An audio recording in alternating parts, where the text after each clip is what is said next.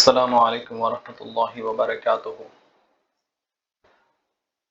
माज़रत चाहूँगा कि ये लेक्चर कंटिन्यू नहीं कर पाया बहुत सारी वजूहात की वजह से, और इंशाअल्लाह इमाम गज़ाली रहमतुल्लाह की किताब तहफ़्फ़ुतुल फ़लासिफ़ा, इसका इंग्लिश में नाम था इनक्योरेंस ऑफ द फ़िलॉसफर्स है, क्योंकि बहुत ही मारूफ़ किताब फ़िलॉसफ़ी और थियोलॉजी में मानी जाती है और टर्निंग पॉइंट है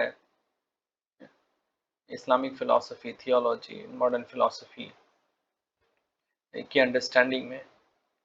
तो हमने पिछले के जो लेक्चर्स रिकॉर्ड किए थे, उसमें हम पार्ट 1 के पहले की चीज़ें डिस्कस कर चुके थे, कि जिसमें रिलीजियस प्रीफेस था कि इमाम गज़ाली ने ये किताब क्यों लिखी है, इसमें क्या-क्या डिस्कस करने वाले हैं, क्या नहीं डिस्कस करने वाले हैं, उन सब चीज़ों का हमने तज़किरा किया था। तो आप वो वीडियोज़ यूट्यूब पे प्लेलिस्ट में जाकर देख सकते हैं इंशाअल्लाह। और आज हम शुरू करने जा रहे हैं पार्ट 1, जिसका फर्स्ट डिस्कशन है, जो कि बेस करता है on refuting their doctrine of the world's past eternity. ये फर्स्ट डिस्कशन है। अब on refuting their doctrine, their से यहाँ पर मुराद फिलोसोफर्स है, और स्पेसिफिकली इमाम गजाली मुस्लिम फिलोसोफर्स की बात कर रहे हैं, फिलोसफर की, जिसमें इब्न सीना और फाराबी जैसे लोग शामिल हैं। अब पास्ट इटर्निटी का क्या मतलब है यहाँ पर? पास्ट इटर्निटी को मतलब प्री इटर्निटी भी कहा जाता है। इसका मतलब ये है कि जो वर्ल्ड है वो इटर्नल है, यानी कि वो खुदा के साथ में एग्जिस्ट करता था। ऐसा नहीं है कि खुदा ने बाद में वर्ल्ड को क्रिएट किया और खुदा अकेला था या अल्लाह अकेला था। तो ये इमाम गजाली टाइटल में वो डॉक्ट्राइन बता रहे हैं कि फिलोसोफर्स का ये मानना है कि वर्ल्ड इटर्नल है। ठीक, अब ये नंबर 1 जो है, इसमें एक्सप्लिकेटिंग देयर डॉक्ट्राइन, यानी कि अब इमाम गजाली फिलोसोफर्स के डॉक्ट्राइन को एक्सप्लेन कर रहे हैं, बता रहे हैं कि क्या कहते हैं वो। फरमाते हैं, philosophers have disagreed among themselves regarding the world's past eternity. कि जो फिलोसोफर्स हैं वो आपस में उनका डिसएग्रीमेंट है किस पर? वर्ल्ड की पास्ट इटर्निटी, मतलब प्री इटर्निटी, मतलब पहले से वो मौजूद है। However, the view of their multitudes, both ancient and modern, has settled on upholding its past eternity. हालांकि इनमें डिसएग्रीमेंट है, मगर मेजॉरिटी ऑफ लोग ये मानते हैं, फिलोसोफर बहुत पुराने और मॉडर्न, कि वर्ल्ड जो है वो प्री इटर्नल है, पास्ट इटर्नल है। ठीक, इसका मतलब क्या? That it has never cease to exist with God, exalted be he, to be in effect of his, to exist along with him, not being posterior to him in time, in the way the effect coexists along with the cause and light along with the sun, that the creator's priority to the world is like the priority of the cause to the effect, which is a priority in essence and rank, not in time. तब यहाँ पर फरमा ये रहे हैं कि majority of philosophers ये मानते हैं कि वर्ल्ड हमेशा से गॉड के साथ में एग्जिस्ट करता था। कभी ऐसा नहीं हुआ कि गॉड था या अल्लाह एग्जिस्ट करता था और वर्ल्ड एग्जिस्ट नहीं करता था, ऐसा समय कभी नहीं आया। तो उनके हिसाब से वर्ल्ड जो है वो हमेशा से एग्जिस्ट करता है, रहा है खुदा के साथ में वजूद में।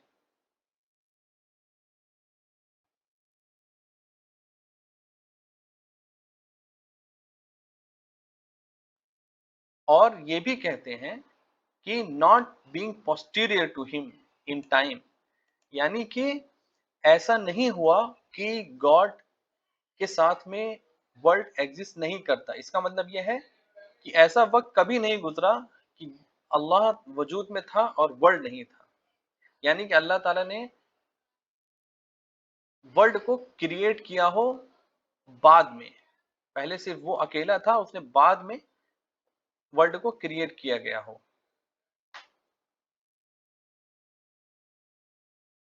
जैसे कि इफेक्ट को exist along with the cause, यानी वर्ल्ड और खुदा का रिलेशन ऐसा है जैसे कॉज एंड इफेक्ट का है, कि अगर आप देखेंगे कॉज है किसी चीज का तो उसका इफेक्ट देखने को मिलेगा, और अगर आप इफेक्ट देख रहे हैं किसी चीज का तो अंदाजा लगा सकते हैं इसका कॉज भी होना चाहिए। कि जैसे सन के अंदर जो लाइट है वो इस तरीके से है कि अगर लाइट निकल रही इसका मतलब सन एग्जिस्ट कर रहा है, और सन है तो लाइट है। मगर ये जो तो रिलेशन है कॉज एंड इफेक्ट का, सन की लाइट का और सन का, ये जो रिलेशन है और इनके अंदर जो कनेक्शन है, उसमें जो कॉज है वो उसका दर्जा बुलंद एसेंस एंड रैंक में है। एसेंस एंड रैंक में है। एसेंस मतलब कि अगर कॉज नहीं होगा तो उसका इफेक्ट नहीं होगा। ठीक है, जैसे अगर सन नहीं होगा तो लाइट का वजूद नहीं होगा। तो ये जो मर्तबा जो कॉज को मिला है और सन को मिला है वो उसकी पावर की वजह से मिला है, एसेंस और रैंक की वजह से। मगर टाइम में वो पहले नहीं है, यानी कि कॉज और इफेक्ट साइमल्टेनियस है, एक साथ होते हैं। जैसे सन है तो लाइट होगी, मतलब ये दोनों साथ में है। ऐसा नहीं है कि सन अपने हिसाब से बोले कि भाई अभी तो मैं लाइट नहीं दूंगा, मैं बाद में दूंगा 5 मिनट बाद में, तो ये सन नहीं कर सकता। जैसे कॉज है, जैसे हीट, आग जलाई तो आग हीट देगी। अब ऐसा नहीं कि आग जल रही है और हीट ना हो, और आग बोले कि नहीं भाई हम तो हीट है ना 10 मिनट बाद में पैदा करेंगे। जैसे लाइट है तो रोशनी होगी। तो ये जो कनेक्शन है कॉज एंड इफेक्ट का, वो साइमल्टेनियस है, मतलब एक साथ में है, मतलब टाइम में कोई पहले नहीं है। तो फिलोसोफर्स के हिसाब से तो इसी तरीके से वर्ल्ड और जो खुदा है, अगर गॉड को ये कह रहे हैं आप कि वो उसने दुनिया कायनात को बनाया है, तो हम मान रहे हैं कि उसने बनाया है। तो फिलोसोफर्स ये मानते हैं कि खुदा ने, अल्लाह ने कायनात को बनाया है। इस चीज पे उनका इनकार नहीं है। उनका इनकार ये है कि जैसे सूरज है तो लाइट है, अगर कॉज है तो इफेक्ट है, मतलब दोनों साथ में हो सकते हैं। यानी अल्लाह तबारक व ताला के साथ में वो एग्जिस्ट करता है। कौन? वर्ल्ड। तो खुदा को, अल्लाह को हम एसेंस में, क्योंकि उसके पास पावर है, हम मान सकते हैं कि वो एसेंस में, रैंक में वर्ल्ड से बड़ा है, मगर टाइम में नहीं है। यानी कि खुदा ने कायनात को बाद में क्रिएट नहीं किया, टाइम के सेंस में, मतलब 5 मिनट बाद में, 10 मिनट बाद में। तो यहाँ पर जो उनका लुब्बे लुभाव फिलोसोफर का वो ये है कि कॉज एंड इफेक्ट, खुदा और वर्ल्ड दोनों साथ में एग्जिस्ट करते हैं, साइमल्टेनियस है। अब इसी की वजह से ये मुद्दा हो जाता है कि खुदा का जो वाजिबुल वजूद होना है, कि अगर खुदा है तो उसकी मजबूरी है कि वो कायनात को क्रिएट करेगा। उसके पास ये पावर नहीं है कि वो कायनात की क्रिएशन में डिले कर दे। तो ये जो नेसेसिटी, जो एक वाजिब कर दिया गया है खुदा के अंदर, कि खुदा की एग्जिस्टेंस का होना ये साबित करता है कि वर्ल्ड एग्जिस्ट करता है। ये फाउंडेशन है इस डिस्कशन का, कि फिलोसोफर्स कहते हैं कि खुदा और वर्ल्ड दोनों साथ में एग्जिस्ट करते हैं, और उसने कायनात को बाद में क्रिएट नहीं किया है, टाइम। तो ये बात आप समझ गए। सेकंड पॉइंट फरमाते हैं, it is related that Plato said that the world is generated and originated in time, but then some among the philosophers have interpreted his language as metaphor refusing to maintain that the world's temporal origination is a belief of his. Second है, बता रहे हैं इमाम गजाली कि Plato ने भी ये कहा था कि world generated and originated in time, के मतलब कायनात का वजूद टाइम में हुआ है, मतलब उसका वजूद पहले नहीं था और बाद में हुआ। मगर इसके प्लेटो के जो स्टेटमेंट है उसको फिलोसोफर लोगों ने मेटाफोर की तरफ इस्तेमाल किया है और टेम्पोरल जो क्रिएशन है वर्ल्ड का नहीं माना कि वर्ल्ड टाइम में क्रिएट हुआ है और जब टाइम नहीं था तो वर्ल्ड था। ठीक है, तीसरा पॉइंट इमाम गजाली फरमाते हैं, toward the end of his life in the book entitled what Galen believes as sound judgement, Galen adopted a non-committed position on this question, stating that he does not know whether the world is pre-eternal or temporarily originated. That perhaps he can prove that the answer is unknowable to him, not because of any shortcoming on his part, but because of the inherent difficulty of this to human mind. तो gallon ने अपनी gallon के हवाले से बता रहे हैं कि what Galen believes as sound judgement.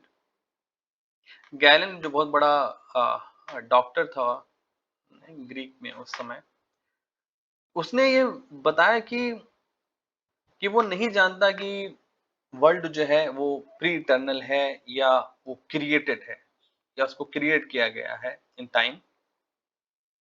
इस वजह से नहीं कि उसका आंसर नहीं है, कि मतलब वो उसको प्रूव नहीं कर सकता, मगर प्रॉब्लम ये है उससे बड़ी कि ह्यूमन माइंड जिसको समझ नहीं सकता, उसको कॉम्प्रिहेंड नहीं कर सकता, उसको दिमाग में नहीं ला सकता कि इसको कैसे सॉल्व किया जाए, इसको कैसे समझा जाए कि वर्ल्ड नहीं था फिर था या हमेशा से था। This however appears to be most unusual in their doctrine. ये बहुत अनयूजुअल चीज है इनके डॉक्ट्राइन के अंदर। rather the doctrine of all of them is that the world is pre-eternal and that altogether it is basically unconceivable of for a temporal being to proceed from the eternal without mediation। कि ये सब जो doctrine है ये बहुत unusual है philosophers के अंदर, जबकि उनका बुनियादी पॉइंट यही रहा है, मकसद यही रहा है कि वर्ल्ड इज प्री इटर्नल, कि वो प्री इटर्नल है, अल्लाह के साथ एग्जिस्ट करता था और ये फंडामेंटली इनकंसीवेबल है कि इसको समझा नहीं जा सकता, समझाया नहीं जा सकता और प्रूव नहीं किया जा सकता कि एक टेम्पोरल बीइंग मतलब वर्ल्ड जो वर्ल्ड का क्रिएट होना वो ऐसी जगह से है कि जो इटर्नल है, यानी अल्लाह तबारक व तआला एक इटर्नल वो अजल से है। तो किसी टेम्पोरल चीज का मतलब किसी चीज का क्रिएशन एक अजल से रहने वाली चीज से कैसे हो सकता है, ये फिलोसोफर मानने को तैयार नहीं है। और ये भी एक मुद्दा है कि एक अजल से रहने वाली शय से एक चीज का क्रिएशन होना विदाउट किसी मीडिएशन के, वो पॉसिबल नहीं है, कि वो समझा नहीं जा सकता। तो आप इस मुद्दे को समझे कि इमाम गजाली यहाँ पर फिलोसोफर के आर्गुमेंट को क्लियर तरीके से बता रहे हैं कि वो क्या बोल रहे हैं, कि अजल से खुदा है, अल्लाह तबारक व तआला है, वो अजल से है, तो अजल से रहने वाला अल्लाह कैसे एक शय को क्रिएट कर सकता है आउट ऑफ नथिंग, कि आउट ऑफ नथिंग से जो क्रिएशन है, जो वर्ल्ड का वजूद में आना है, वो पॉसिबल नहीं है, ये फिलोसोफर का मानना है। और ये मुद्दा आज भी है कि नथिंगनेस से वर्ल्ड का क्रिएशन, जैसे किताबें भी लिखी गई हैं कि the world out of nothing या नथिंगनेस, तो मुद्दा यह रह गया कि नथिंगनेस क्या है, कि वो एक मीडिएटर है कि नहीं है। तो इस पे एक बड़ी बहस है जो शेखुल अकबर इब्न अराबी ने किए नथिंगनेस के बारे में, मगर अभी भी मॉडर्न साइंस नथिंगनेस के ऊपर रिसर्च कर रही है, पता नहीं है क्या है वो। तो ये जो मीडिएशन है, क्या वो नथिंगनेस है या कुछ और चीज है? मगर ये बात क्लियर है कि फिलोसोफर्स का ये मानना है कि एक अजल से रहने वाला अल्लाह एक टाइम में किसी चीज को क्रिएट नहीं कर सकता आउट ऑफ नथिंग में से, विदाउट एनी मीडिएशन। तो ये आर्ग्यूमेंट थे।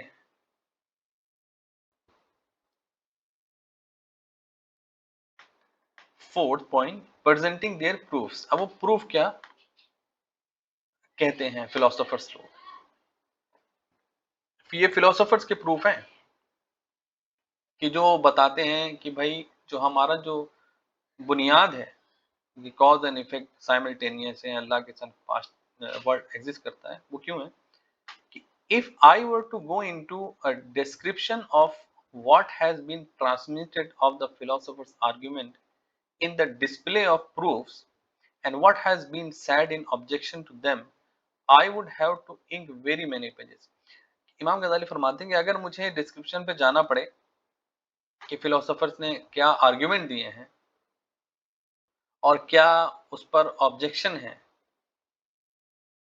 जो इस्लामिक स्कॉलर्स ने दिए हैं, तो बहुत सारा वक्त उसमें, बहुत सारी पेजेस लग जाएंगे। But there is no virtue in lengthening the matters. मगर किताब को लेंदी करने में या डिस्कशन को लेंदी करने में कोई अच्छाई नहीं है।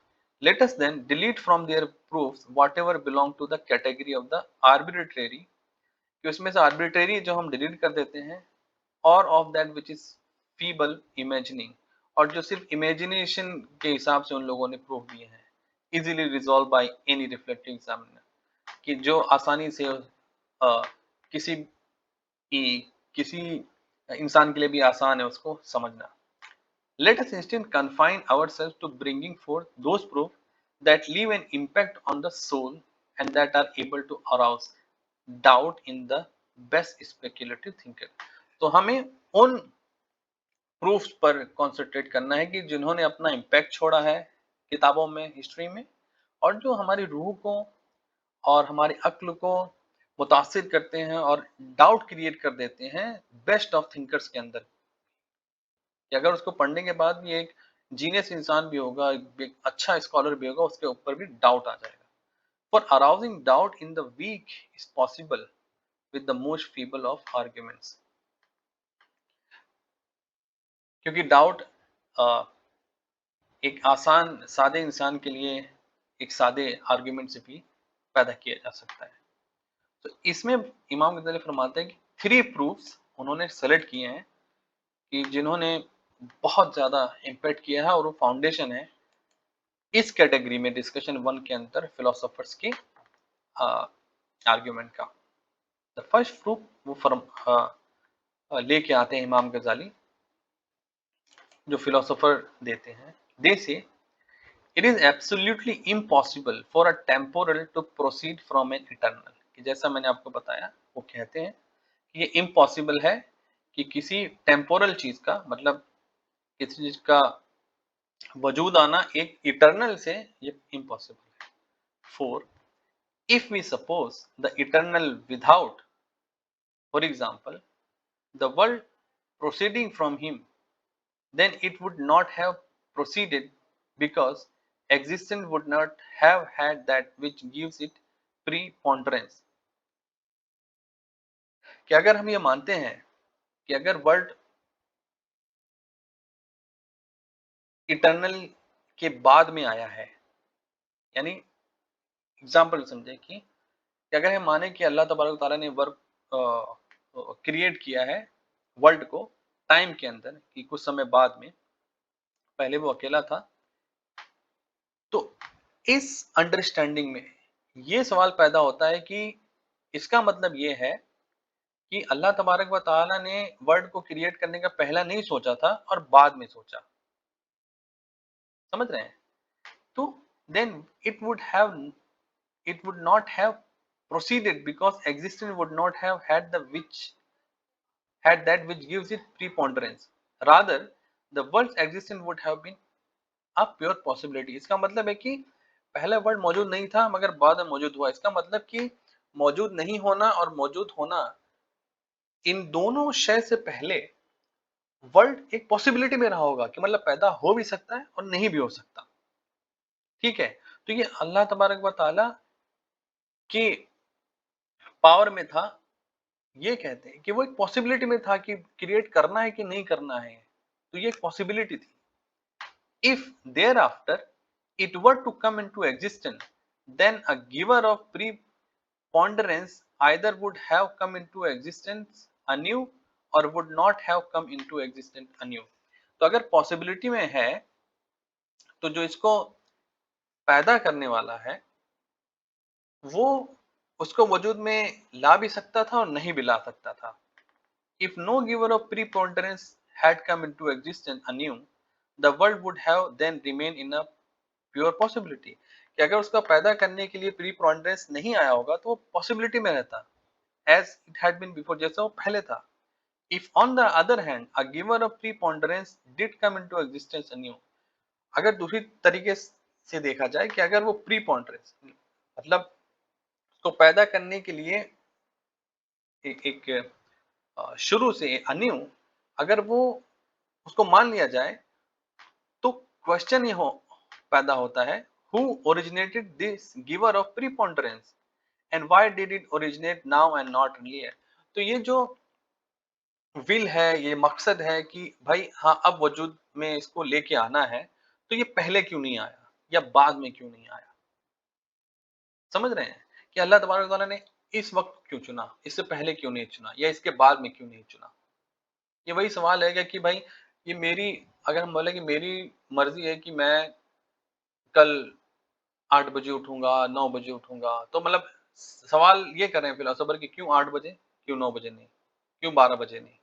तो ये सवाल है इनका कि पहले पॉसिबिलिटी थी, तो अगर पॉसिबिलिटी नहीं है तो वो वजूद में नहीं आता। अगर वजूद में आया तो इसका मतलब ये है कि वजूद में आने के लिए जो विल और जो डिसीजन हुआ, जो पावर आई, वो क्यों उस वक्त में आया, उससे पहले क्यों नहीं आए, बाद में क्यों नहीं आए। The question regarding the giver of preponderance persists. तो ये जो क्वेश्चन है कि ये उस समय क्यों हुआ, उस समय पहले क्यों नहीं या बाद में क्यों नहीं हुआ, पॉसिबिलिटी में वर्ल्ड था कि नहीं था, ये अभी भी चल रहा है। सेवंथ फरमाते हैं, in brief if the states of the eternal are similar then either nothing at all comes into existence through him or else it comes into existence perpetually. As for an existing divine state of refraining to act standing differentiated from another existing divine state of commencing to act, this is impossible। मतलब इस seventh point में ये है कि states of the eternal are similar, यानी कि जो किसी भी चीज की स्टेट है तो फिलोसोफर ये कहते हैं कि इटर्नल से इटर्नल ही निकल के आ सकता है। इटर्नल से जिस चीज का ये वजूद होगा वो इटर्नल ही होगा। तो इसका मतलब है कि either nothing at all comes into existence through him और else it comes into existence perpetually. या तो कुछ भी चीज एग्जिस्टेंस में नहीं आई या एग्जिस्टेंस में अगर आई है तो वो परपेचुअली आई है। इसका मतलब ये है कि as for an existing divine state of refraining, मतलब कुछ वक्त तक अल्लाह तबारक व तआला ने क्रिएट नहीं किया और उसके बाद में उसने क्रिएट किया, तो ये जो कनेक्शन है क्रिएट करने में या नहीं करने में, ये इम्पॉसिबल है समझना फिलोसोफर्स के हिसाब से।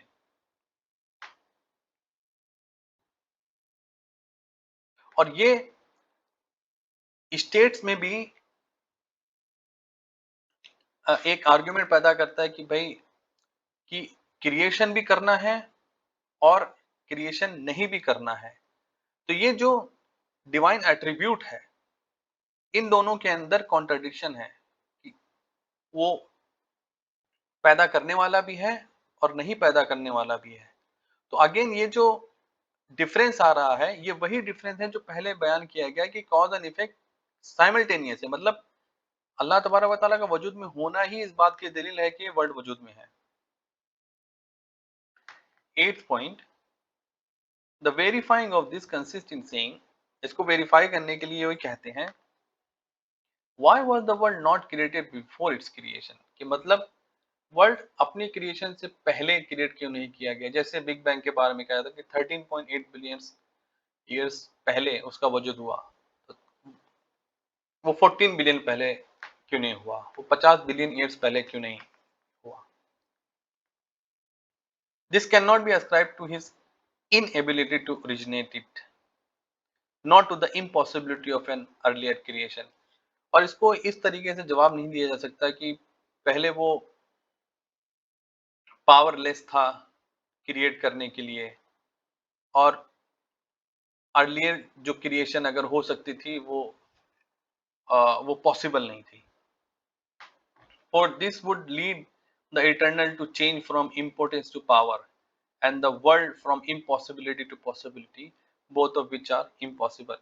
अगर हम ये माने कि वो पहले उसके पास पावर नहीं थी और बाद में जाके पावर आ गई, इसका मतलब ये है कि इटर्नल के अंदर जो अजल से उसके अंदर चेंज आया, यानी कि पहले वो पावरलेस था, बाद में उसके अंदर पावर आ गई, तो ये कहाँ से आ गई। तो ये जो चेंज हुआ है ये इम्पॉसिबल है इटर्नल के अंदर, ये चीजें इम्पॉसिबल से पॉसिबल हो गई। तो इन फिलोसफी की जब आप मोशन का डिस्कस करते हैं, मोशन मतलब चेंज, चेंज किसी भी चीज में होगा, चेंज हो इटर्नल के अंदर चेंज होना, ये अपने आप में एक सवाल है। अल्लाह तबारक व तआला क्योंकि चेंज से पाक है, चेंज का मुराद यहाँ मोशन से है। तो अगर चेंज को हम अल्लाह तबारक व तआला की तरफ एट्रीब्यूट करते हैं, बता दें उसके अंदर चेंज हो गया, पहले पावर नहीं था बाद में पावर आया, ये पहले इम्पॉसिबल था बाद में पॉसिबल हुआ, उसने विल किया, तो ये जो डिफरेंस है दो चीजों में, ये इम्पॉसिबल है फिलोसोफर्स के हिसाब से डिवाइन के डिवाइन गॉड के लिए। तो अभी ये 27 मिनट हो गए हैं, तो अभी हम अपनी यह 8 डिस्कशन पर हम इसको बंद करते हैं, फिर इंशाअल्लाह इसके आगे हम नेक्स्ट डिस्कशन में डिस्कस करेंगे इंशाअल्लाह। अस्सलामु अलैकुम व रहमतुल्लाह।